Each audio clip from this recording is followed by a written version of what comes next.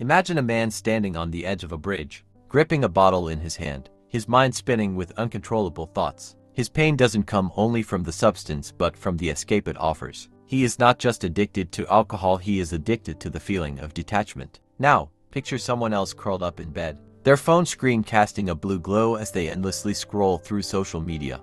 Each notification delivers a small dopamine hit, a fleeting sense of connection, even as they drift further away from themselves. These addictions may seem vastly different, but at their core, they share the same origin, a void within the soul, demanding to be filled. This is not a story of weakness. This is a story of humanity, of how we suffer, seek, stumble, and rise again.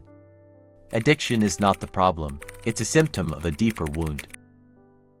Carl Jung once said that the root of addiction is a disconnection from the soul. When someone falls into addiction, it is not merely the pursuit of pleasure. It is a desperate attempt to reclaim a lost sense of wholeness. Gabor Maté expands on this idea, stating that the question is not why the addiction, but rather why the pain. Let's go back to the man on the bridge. What brought him there? Perhaps it was childhood trauma, a lifetime of crushing expectations, or simply the feeling that he was never enough. Addiction becomes a survival mechanism, a way to cope with unbearable realities. But pain doesn't always stem from dramatic experiences. Sometimes, it is the emptiness of living a life that doesn't truly belong to us. We grow up in a society that glorifies success but neglects the soul. When we are disconnected from ourselves, we search for substitutes in alcohol, drugs, work, social media, or the wrong kinds of love. No one is addicted to a substance, they are addicted to the feeling it provides. Disconnection and the cycle of addiction.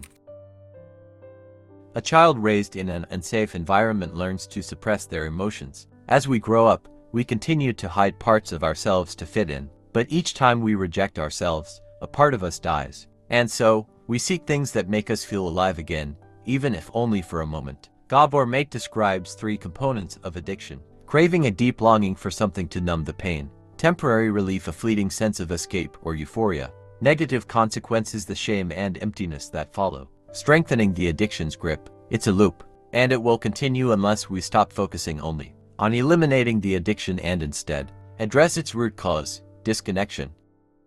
The key to recovery: reconnecting with the self. Carl Jung believed that true healing comes from facing our inner darkness. He called this process individuation, a journey to discover and integrate the lost parts of ourselves. Maté emphasizes that people do not heal in isolation. If our environment is filled with judgment, shame, and punishment, addiction will thrive. But when we are surrounded by understanding, we can begin to unravel the deep wounds we carry. Imagine if we asked, "What happened to you?" instead of "Why can't you stop?" If society saw addiction not as a moral failing but as an unresolved wound, how many lives could be saved? The journey back to ourselves.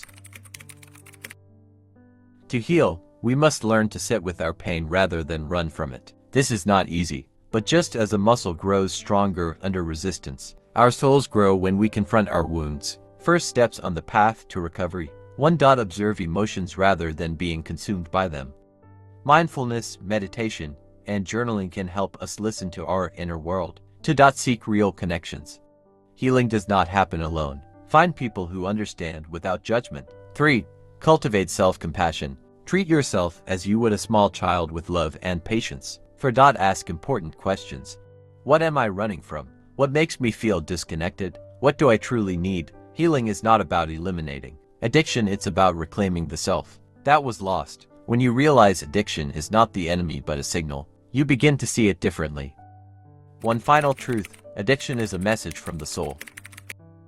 Carl Jung believed that addiction represents a misguided search for transcendence. He noted that the human soul is drawn to experiences of awe, connection, and meaning. When these needs are unmet, we seek substitutes, substances, behaviors, or distractions that mimic the fulfillment we crave. This is why addiction often feels like an endless chase. It is an attempt to fill a void that cannot be satisfied externally. But here's the revelation: the antidote to addiction is not control. It is connection. Connection to ourselves, to others, and to a deeper sense of purpose. This is the core of Gabor Maté's philosophy. Healing begins when we move away from shame and toward understanding. Think of the stories we've explored: the man on the bridge, the child who grew up in chaos, the patient burdened by trauma.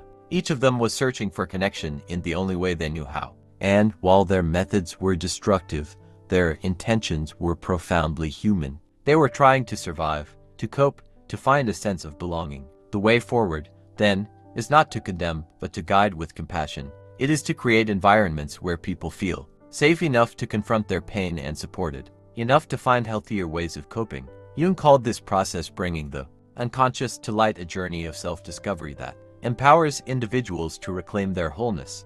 Maté adds that this journey requires us to redefine our relationship with pain.